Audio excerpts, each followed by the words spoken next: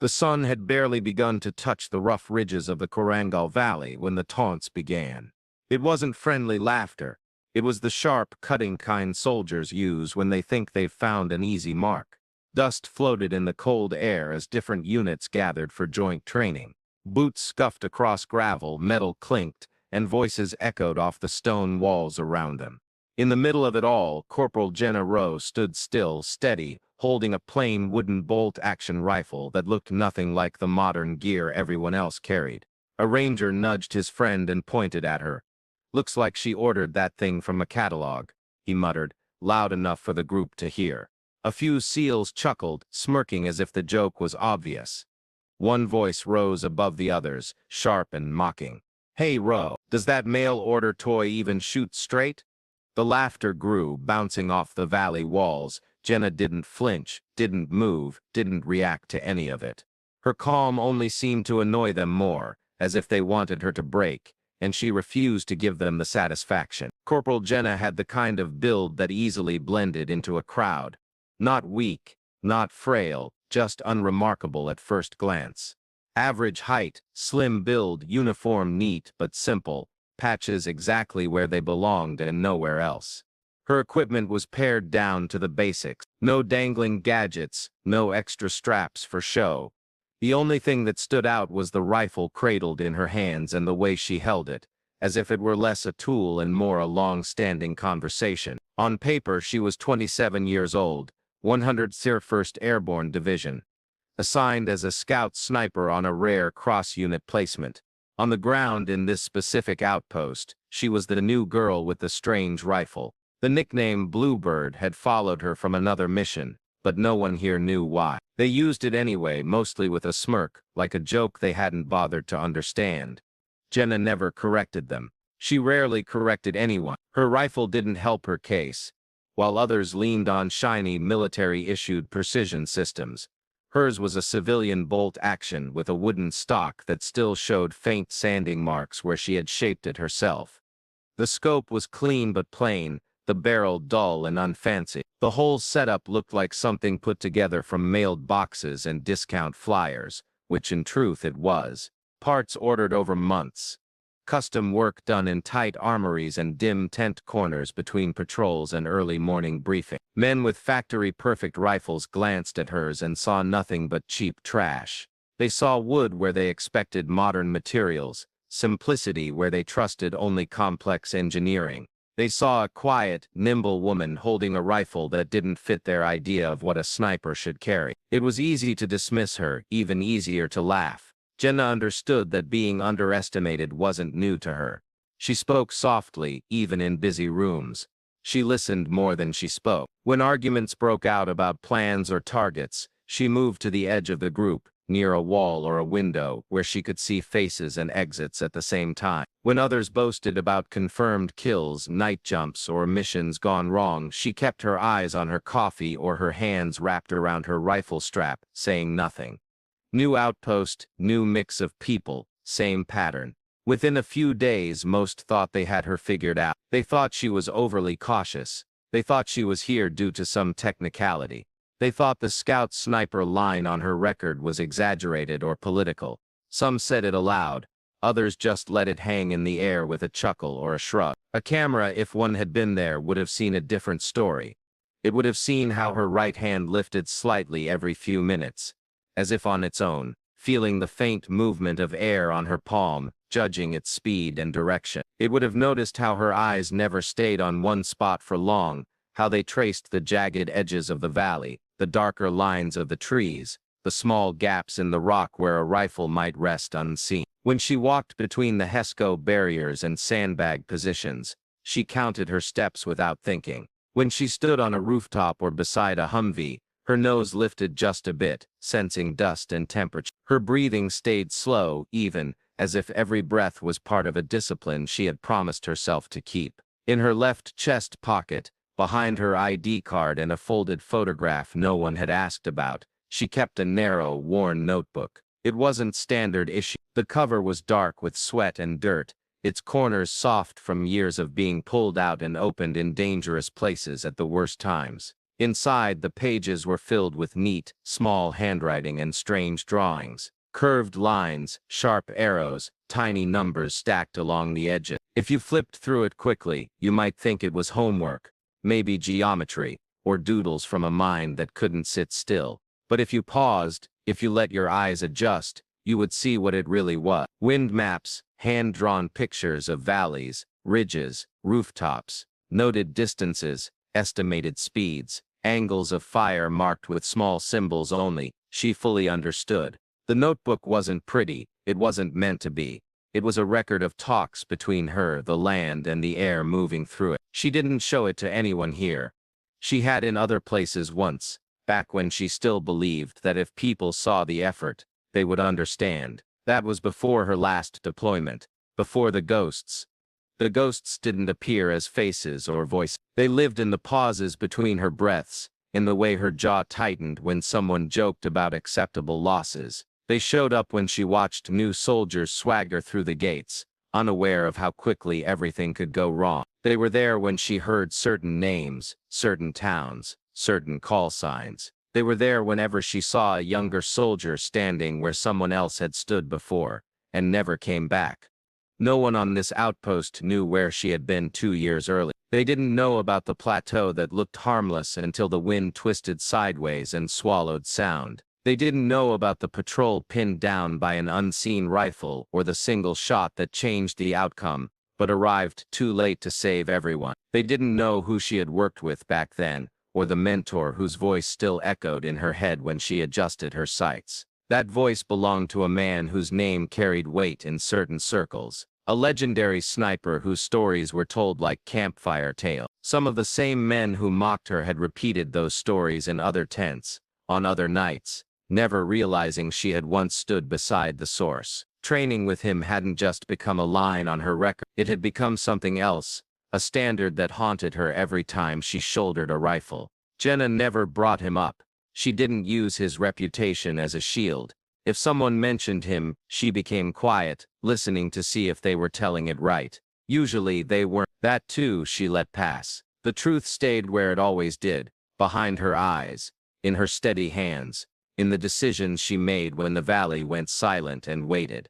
To most people here she was just Corporal Row, the soft-spoken woman with the odd rifle and the habit of standing alone. But for anyone watching closely, anyone paying attention to the way she moved and judged the world, a different picture was forming. In the stillness of her stance, in the discipline of her breath, in the private maps tucked into that worn notebook, you could feel it. There was much more to her than the jokes and assumptions swirling around the outpost. The question wasn't whether she belonged here. The question was how long it would take before everyone else finally saw what she already knew. The question started out sounding friendly, the way soldiers pretend they're just chatting while they size you up. They slipped in between coffee breaks, ammo checks, and lazy jokes in the shade.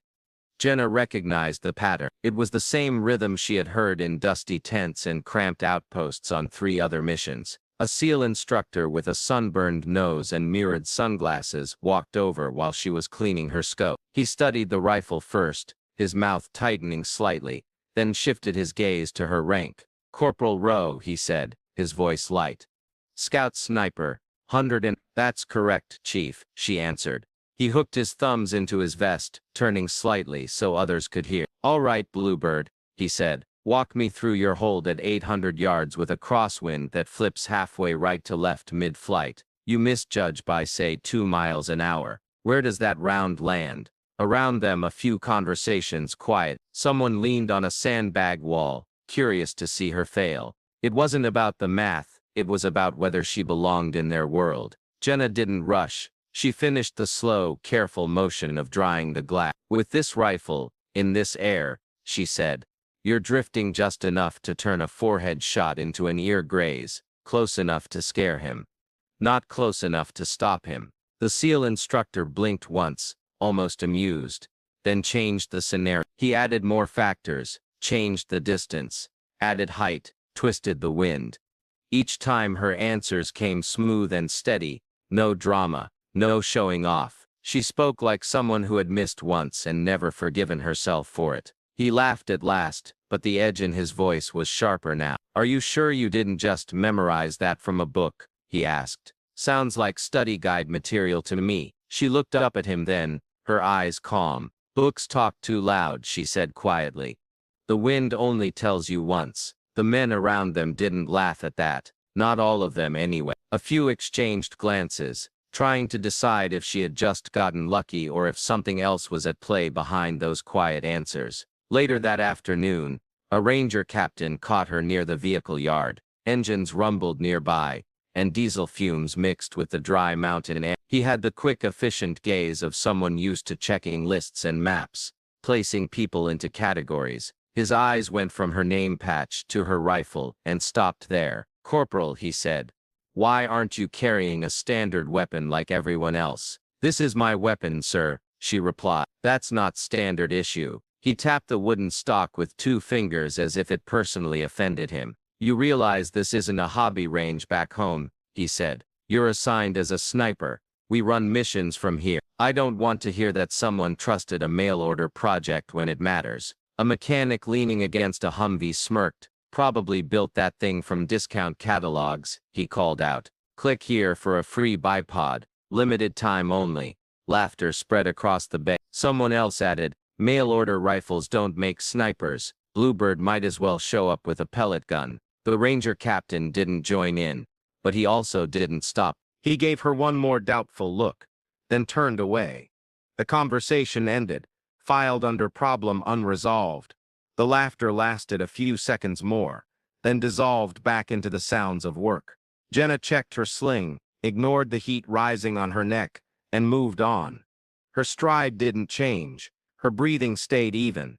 If their words landed anywhere, they buried themselves deep enough that nothing showed on the surface. The more she absorbed their doubts without reacting, the more they tried to find her weaknesses. The comments were never quite the same. One day it was a joke about her scope being cheap glass. Another day someone asked if her ammo came with loyalty points and coupons. The main idea stayed constant. She and her rifle didn't look like what they trusted. On the third day, a small crowd gathered near one of the lookout spots carved into the hill.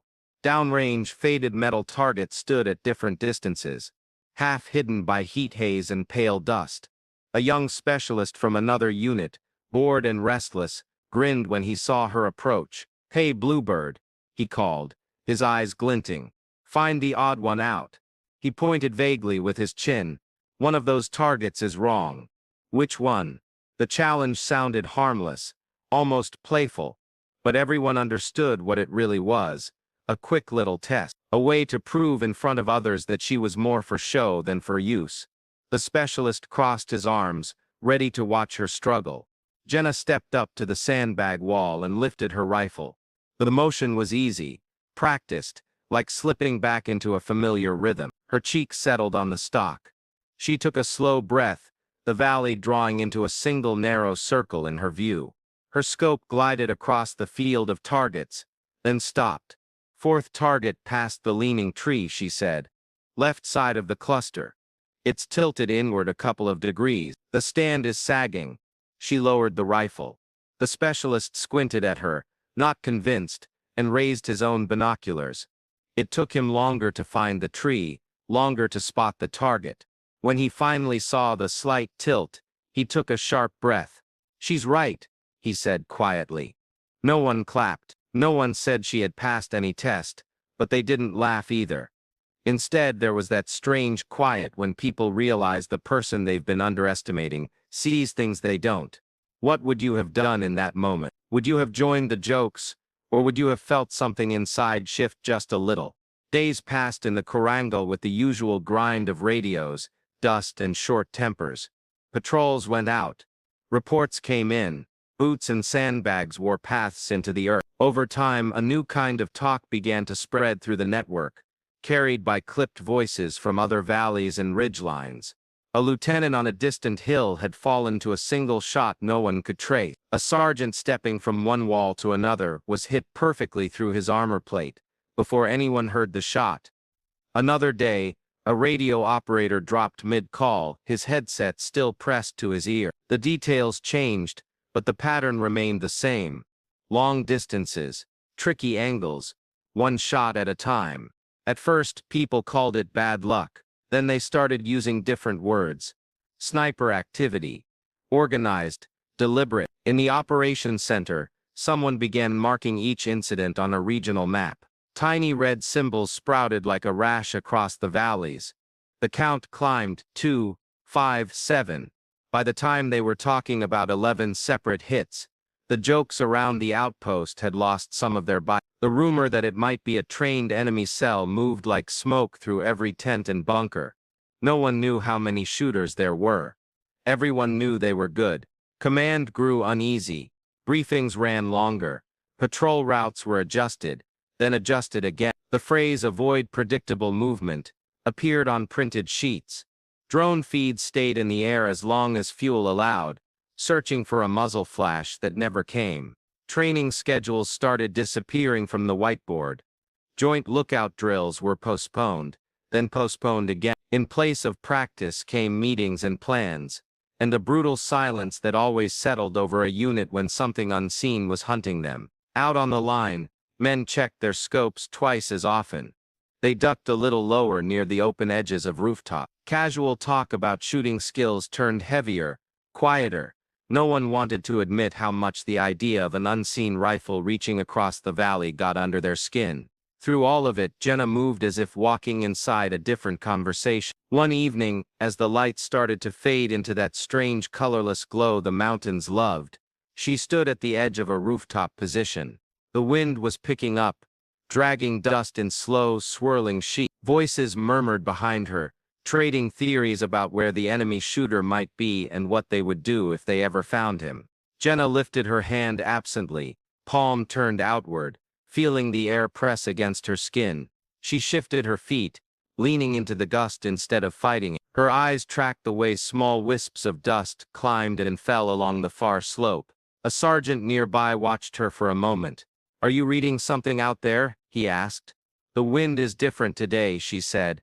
"It's bending sooner along that ridge. Anyone taking a long shot from the wrong side of it will be guessing." He followed her gaze but saw only rock and brush. "Anyone like who?" he asked. She didn't answer right away. Her fingers tapped once lightly against the stock of her rifle. "Anyone who thinks they own this valley," she finally said. There was no punchline after that. No easy comeback, just the sound of the wind and the faint creak of gear, and the uneasy realization settling in that maybe she was watching the fight on a level they couldn't see. What do you do when everyone doubts you? And yet the danger you understand better than anyone else is getting closer by the day. By the time the 11th red mark went up on that wall map, the outpost was running on something tighter than nerve. Fear hadn't fully taken over, but respect for whatever was out there had. Men walked a little faster between cover. Voices on the radio stayed clipped, exact. Scheduled training for the week vanished in a single update. All non-essential drills canceled until further notice. The notes, "No one needed it," explained. When people are being picked off by a ghost with a rifle, standing in neat lines for practice starts to feel like tempting fate. In that new tense rhythm, Jenna didn't become louder or more noticeable. She did exactly what she had done before. She checked her rifle. She adjusted her scope.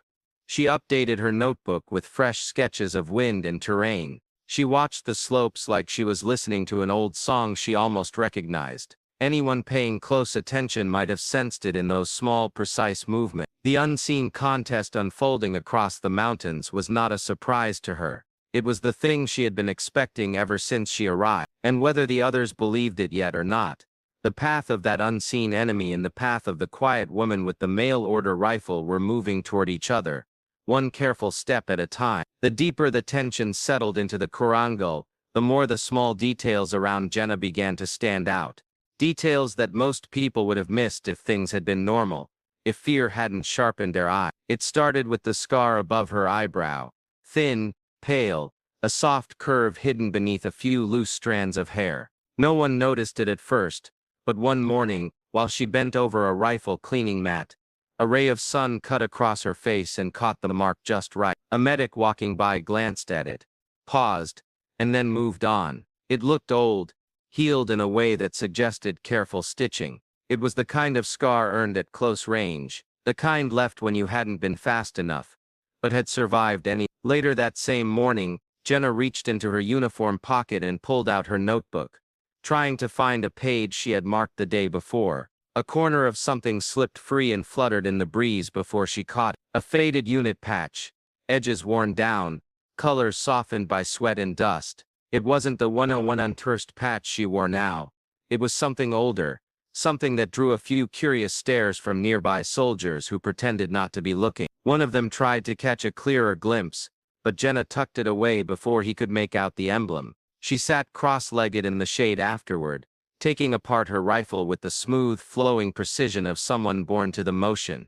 The bolt came out in one easy slide. Screws loosened under the exact same pressure every time. The barrel lay across her lap like an extension of her arm. There was no fumbling, no hesitation. Even her breathing matched the rhythm. Inhale, adjust, exhale. Tight. Anyone watching her for more than a moment would understand those hands had done this thousands of times. Not hundreds. Thousands. A young private from a support company passed by and slowed, captivated without meaning to be. "That's fast," he whispered to no one in particular. His friend nudged him. "That's familiarity, man. Like she sleeps with that thing." Jenna paid no attention.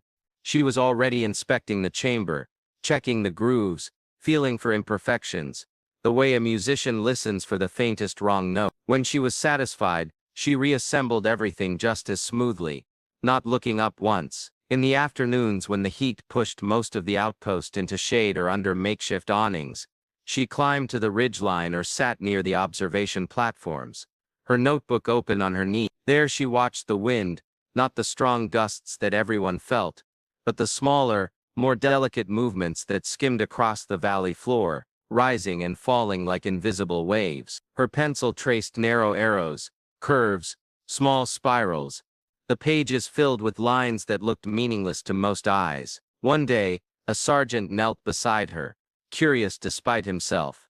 "What are those numbers?" he asked, pointing at a cluster of tight notes she had written between two arrow patterns. Jenna didn't lift her head. "Distances," she said. He waited for more. None came. The sergeant lingered, trying to understand what she was measuring, what she was predicting. Eventually he stood and left without an answer, but his expression had changed. He no longer looked amused. He looked unsettled.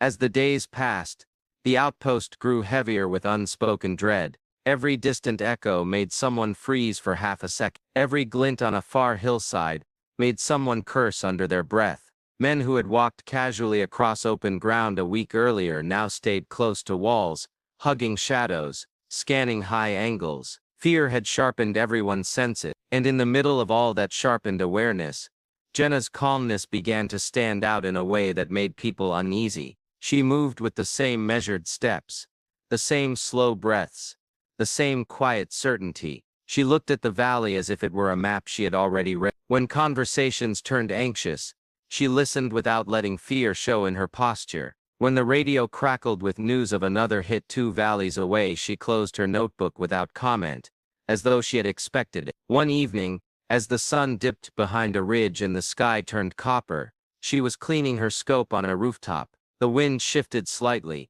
carrying a thin layer of dust. Jenna tilted her head, listening to something no one else heard. Then she whispered almost to herself, "They will fire again tomorrow morning." A corporal standing near the ladder froze. He hadn't meant to eavesdrop, but the quiet certainty in her voice pinned him in place. "What did you say?" he asked. Jenna blinked as if realizing she had spoken aloud. "Nothing," she said. But the corporal walked away with a chill crawling down his spine. By breakfast the next day, the whisper had spread. Nobody admitted they believed it, but no one laughed about it either. That night, the spotter teams went out again, creeping to hidden positions high above the valley. Their lenses searched every shadow, every odd corner where a rifle barrel could hide. They came back empty, heads low, frustration etched across their face. They had the best equipment, the best angles, the best training, and still the enemy remained a ghost. Only Jenna's expression stayed unchanged. Not excitement, not nerves, just an almost painful quiet, as if she were listening for something the rest of them couldn't hear. More than one soldier caught himself staring at her when he thought she wouldn't notice. They weren't mocking her now, They were wondering how she moved through the fear without blinking, wondering how she predicted shots that hadn't happened yet, wondering what she saw in those shifting winds and ridgelines that made her so certain. They didn't have answers, and the silence surrounding her only deepened the mystery. The valley felt like it was holding its breath. Wait, and in the middle of all that tension, Jenna, quiet, steady, with her mail-order rifle and her worn notebook, stood unchanged, as if she had been preparing for this long before any of them realized a storm was coming. It happened just after noon when the heat made the air above the valley shimmer like water. A convoy returning from a supply run crawled along the narrow road, cut into the mountainside. Engines hummed, radios crackled, and dust billowed behind the trucks like a long, tired tail. Nothing about it seemed unusual, until the first shot broke the day open. It came from somewhere impossibly far, a single crack, sharp and almost delicate, like a twig snapping in an empty forest. The lead truck jerked, men shouted, a lieutenant slumped sideways in his seat, blood staining the collar of his vest. Before anyone could react, a second round punched through the rear vehicle's windshield, grazing the driver's cheek and lodging into the metal behind him. Chaos erupted instantly. Contact, long-range fire, source unknown. The radio exploded with overlapping voices. Boots hit gravel. Soldiers sprinted toward cover. Someone yelled to get the medic forward. Another shouted for backup. Dust clouds rose as men threw themselves behind barriers. Rifles lifted toward the ridgelines that surrounded them like jagged teeth. Jenna had been cleaning her rifle near the north wall when the commotion hit the outpost. She didn't run at first. She closed her notebook, slipped it into her pocket, and stood with a focus that was almost peaceful. The shouting, the scrambling, the fear, none of it seemed to shake her. She started walking toward the operations center, her steps sure and quick. Inside, officers gathered around a map table lit by harsh, flickering lamps. Someone was demanding air support. Someone else insisted it was too risky. The convoy was stuck on open ground with no good escape. Another platoon leader had been hit. Tension filled the room like a live wire. Jenna stopped in the doorway, waiting for the noise to quiet enough for her voice to slip in. It took a few seconds, but eventually the shouting paused. "I need permission to set up on the eastern ridge," she said. A few heads turned. One captain rubbed his forehead, as if he hadn't understood. "Corporal, this isn't a training drill. We don't need you sitting on a ridge with—" He gestured vaguely at her rifle. "That thing." A younger lieutenant scoffed. "You think a mail-order build is gonna outshoot whatever's out there?" Jenna didn't argue. She pointed at the map on the table. Shots came from high ground. "Not this ridge, not that one." Her finger landed on a narrow spur of rock, barely noticeable among the markings. "How do you know that?" Someone snapped. She inhaled slowly. "Wind is drifting north by 7 miles an hour at ground level. Midway up, it shifts east. At high altitude, it comes back west. The angle of impact on the first truck shows the shooter accounted for all 3 layers." The room fell quiet. She kept going, her voice steady, growing firmer. If they had fired from the western ridge, the dust trail would have fallen left. It fell right. If they had been on the southern line, the light bending from the heat shimmer would have pushed the round low. It landed high. They shot from here. Her finger tapped the spot on the map again. Precise. Confident. A deep, uncertain, electric silence settled. It was the first time anyone had heard her speak this much at once. The tone wasn't timid. It wasn't hesitant. It was something else entirely.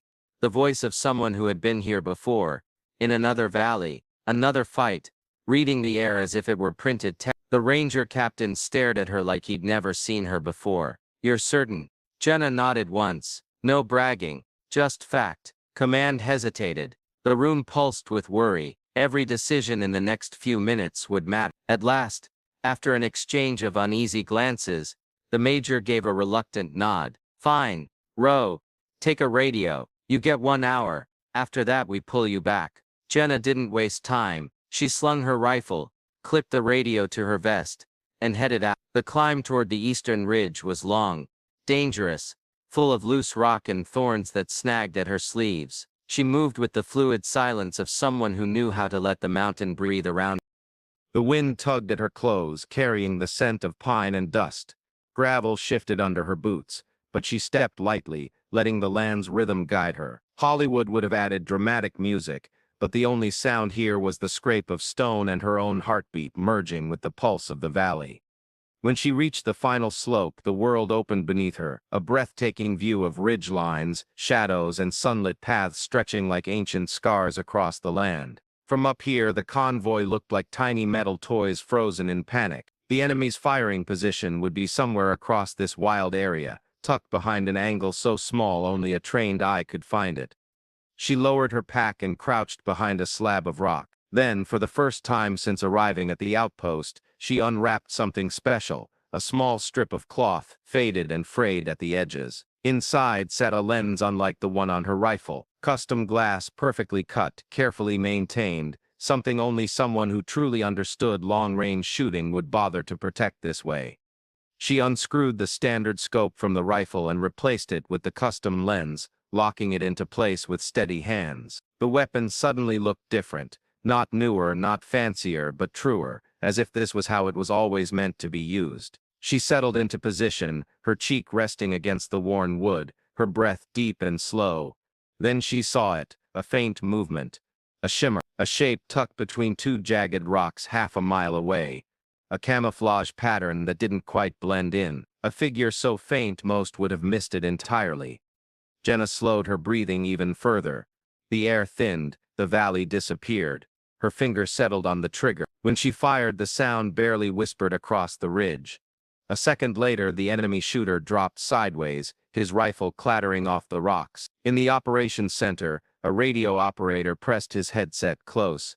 "We just heard a shot from your position, Row." "Confirm. Target neutralized," she said. The silence over the radio was heavy, stunned. She didn't celebrate, didn't smile. She scanned again, another glint, another angle, another threat. The second kill came 6 minutes later. The third arrived before sunset. Each shot was clean, precise, certain. No hesitation, no second guesses. Back at the outpost, men gathered near radios and binoculars, whispering to each other as updates trickled in. Those who had mocked her earlier that week stood shoulder to shoulder, their eyes fixed on the horizon, their jaws tight with something they didn't want to admit yet. When she finally returned as dusk settled across the valley, no one shouted, no one clapped, no one dared break the strange, heavy air around her. She walked past them quietly, her rifle slung over her shoulder, dust on her sleeves, her expression unchanged. But the way they looked at her had shifted entirely. Not respect, not yet, but the beginning of it, the first cracks in their certainty, the first hint that the quiet girl with the mail-order rifle might be carrying a truth none of them had seen coming. And as she passed, more than one soldier stepped aside without realizing why. The morning after her third kill, the outpost moved with a strange, unsettled quiet. Men still walked fast between bunkers, scanning the ridge lines out of habit. But something in their posture had changed. Fear hadn't vanished, but it had shifted, like they were waiting for someone to explain what they had just witnessed. Jenna moved through the base the same way she always had, her rifle slung across her back, her steps soft, her eyes following the wind more than the people. That was when the visiting convoy rolled in. A cluster of vehicles from a neighboring division kicked up dust as they crawled into the yard. Soldiers stepped out, stretching legs stiff from hours on the road. Among them was a tall, experienced officer with silver hair at his temples and a calmness that came only from too many years in uniform. His rank glinted in the sun. Colonel. He was mid-conversation with one of the local captains when he turned and saw her. Jenna had just stepped out from behind a stack of ammo crates, brushing dust from her sleeve. The sunlight caught the wooden stock of her rifle just enough to cast a warm shine across the old grain. She looked up, noticing the crowd before noticing him. The colonel froze in place. It wasn't the stiff, formal kind of freeze. It was the sudden, breath-stopping stillness of someone seeing a ghost. "Row," he said, his voice dropping to something softer, something deeply human. "Is that really you?" The words cut through the yard like a blade. Conversations died mid-sentence. A wrench clattered from someone's hand. Heads turned from every direction. Row. People had called her Bluebird. Corporal Row. Sniper. New girl. Mail order. But not like that. Not with that tone. Not with the weight of memory pressing behind it. Jenna stopped walking. Her posture didn't stiffen, but something in her eyes shifted. Recognition maybe, or a quiet pain. "Sir?" she asked, her voice steady. The colonel stepped closer, studying her face, the way someone checks a long-held memory against reality. "I knew a Row," he said. "Kunar province. Winter rotation years back." A murmur rippled through the watching soldiers. He kept going. "She was attached to a recon element under." His voice trailed off briefly, as though speaking the name pulled something heavy through his chest. When he continued, the tone was respectful. "Sergeant First Class Mason Hale." Jenna's breath caught so faintly no one but the colonel could see it, but those standing nearby recognized the name instantly. Mason Hale, a sniper whose reputation had crossed units, bases, even command. A man spoken of in low, respectful tones by those who had served under him. A man whose last mission had turned into a story people still whispered about around midnight mess hall tables. "You trained under Hale," the ranger captain blurted, disbelief cracking through his words. Jenna didn't answer. She didn't need to. The colonel nodded slowly, not to them, but to her. A small, serious gesture, a recognition not just of skill but of history, of loss, of the path she had walked long before arriving in this valley. "He talked about you," the colonel said quietly. "About your eye, your discipline, about the way you read the air before you ever touched a rifle." Silence spread through the yard like snow settling on a field. No jokes, no whispers, no shifting feet, just that moment.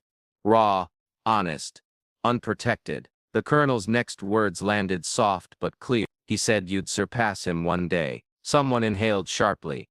Another looked down at the ground, suddenly ashamed of every joke, every smirk, every careless word they had thrown her way. Jenna didn't move. She didn't bask in it. Her eyes lowered slightly, not in discomfort, but in humility, as if accepting the colonel's recognition meant reopening a door she kept locked deep inside. The colonel stepped back and gave one final slow nod, the kind of nod soldiers didn't receive unless they had earned something far beyond praise. And in that single motion, everything around her changed. Day 2 began before sunrise, the valley still wrapped in blue shadow. Fog clung to the lower slopes, pooling like smoke between the trees. Jenna was already awake, adjusting the straps on her pack as the first slivers of light broke the edges of the ridges. No one stopped her as she walked out of the gate this time. No jokes, no doubts, just quiet, watchful faces following her step. She reached the same overlook as the day before,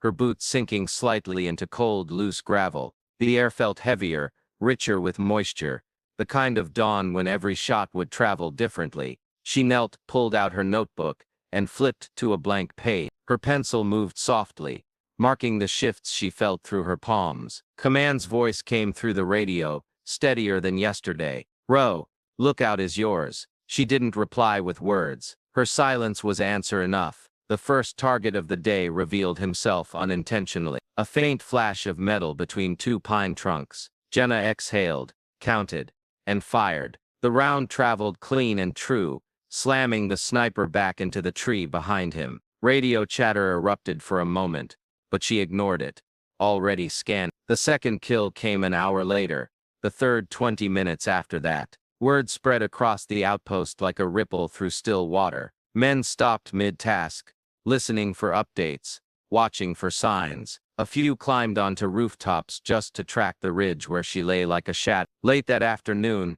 as the sun dipped toward the western rim, she found the fourth target, a shooter perched dangerously close to a cliff edge, camouflaged so expertly, even the drones had missed him. Jenna adjusted her scope by a fraction, compensating for the strange thermal dance of heat against rock. She fired. He fell.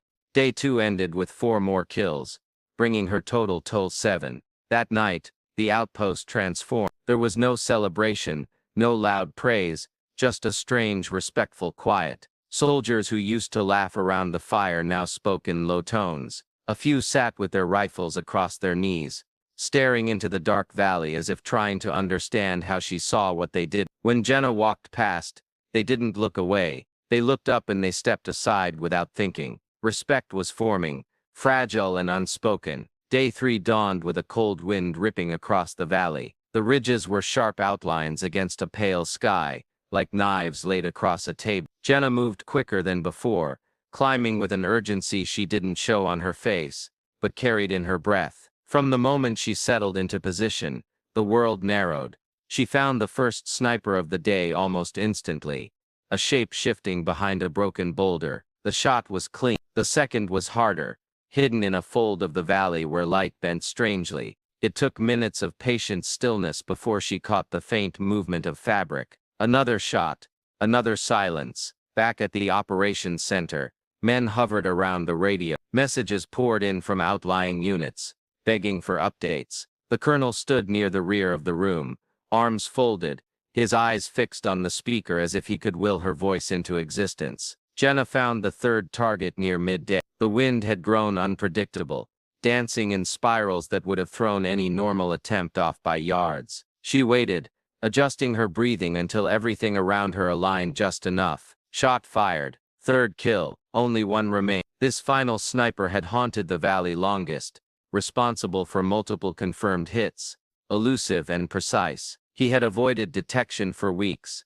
slipping through shadows like a ghost. But today Jenna saw him, just a sliver, just a ripple in the wrong direction, just enough. She inhaled, held it, listened to the valley. Her radio crackled once, then stilled. In the operations center, every person fell silent, not a shuffle of boots, not a breath out of place. They could hear her exhale through the speaker, slow, controlled, almost rhythmic. Then the shot cracked across the mountains. A full second passed, then another, until her calm voice slid through the radio like a quiet verdict. Target neutralized. Chairs scraped the floor as every soldier in the operations center stood without needing to be told. Some swallowed hard, others closed their eyes, relief washing through them. When Jenna returned to the outpost, the colonel met her just beyond the gate. Dust clung to her sleeves, and her face showed exhaustion, etched deep in the shadows beneath her eyes. She stopped in front of him,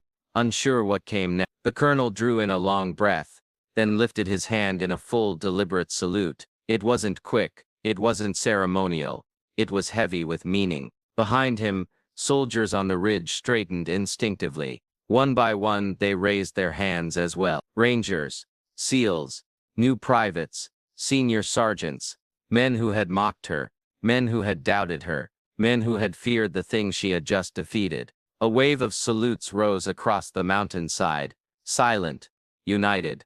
Jenna's eyes lowered, not out of shame, but humility. Her shoulders sagged with exhaustion, with the weight of what she had done, with the ghost she had finally outrun for a moment. The colonel stepped closer, lowering his salute into a gentle, understanding nod. She returned the gesture, small, reserved, deeply human. And in that quiet exchange, something passed between them that no words could have conveyed. Acknowledgement, respect, and the shared burden of those who survive battles most people will never understand. The valley finally fell quiet after 3 long days. No more sudden shots from unseen ridges. No more radio alerts freezing everyone in place.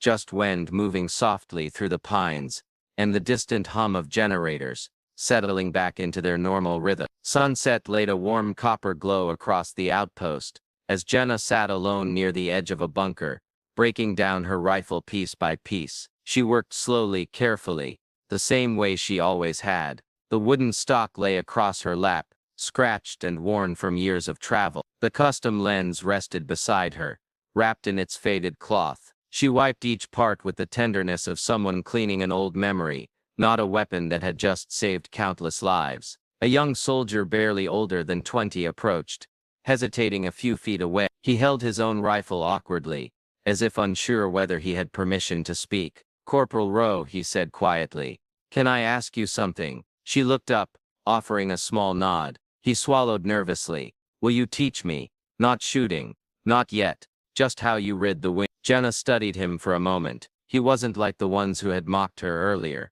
His eyes held real curiosity and maybe a hint of fear, the healthy kind. The kind that kept you alive out here. She patted the ground beside her. "Sit." He lowered himself next to her. Jenna took his rifle gently, adjusted his grip, then pointed toward the valley. "Watch the dust," she said. "Watch how it lifts, where it drops. Look at the tops of the trees. Feel the air on your cheek." He followed her gaze, concentrating hard. "The wind always speaks," she continued softly, but not loud. You have to be patient enough to listen. He nodded, absorbing every word as if it were scripture. Jenna handed him back his rifle and picked up her own bolt. As she cleaned it, she added, "Rifles don't matter, people do. A good rifle only works when the person behind it understands themselves more than the shot they are taking." The young soldier held on to that sentence like it was something rare. When she finished packing her gear, the sky had deepened into purple. Jenna stood and walked toward the far edge of the outpost, where the land opened wide, revealing the ridgelines that had taken so many lives and tested so many hearts. The valley looked calm now, innocent even, as though it had not been a battlefield for days. She stood there for a long time, feeling the evening wind brush against her skin. Somewhere in its movement, she felt echoes of her mentor, of the soldiers she had lost, of the ghosts that had shaped her into the quiet, steady force she had become. None of them were here, yet somehow all of them were. This place had taken much, but tonight it returned something too, a sense of peace she hadn't felt in years. As darkness settled, she breathed out slowly, letting the valley take her exhale. Respect isn't earned by the weapon in your hands, but by the steadiness of the person holding it. These quiet moments of courage, the ones that never make the headlines, are the stories that remind us what strength really looks like. Sometimes it's loud, often it's silent, but it always comes from people who refuse to quit, even when no one is watching. If this story moved you, if it made you think of the heroes in your own family or the sacrifices of those who serve far from home, we hope you'll stay with us for the next one. There are countless untold stories of bravery waiting to be shared.